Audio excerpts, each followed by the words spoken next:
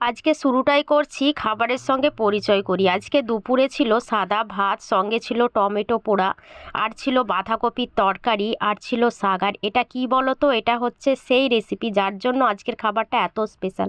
এটা হচ্ছে পায়রার মাংস। আসলে আমাদের বাড়িতে আমরা ঠিক যেমনভাবে হাঁস মুরগি পালন করি, ঠিক একই রকমভাবে পায়রারও পালন করা হয়। আমরা এগুলো খাওয়ার জন্যই পালন করি, বেচার জন্য নয়।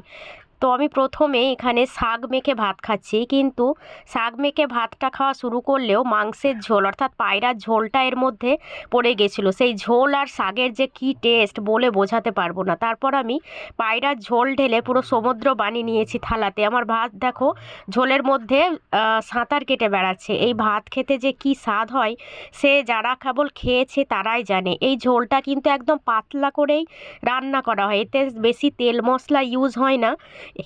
এতেই কিন্তু এর আসল স্বাদ।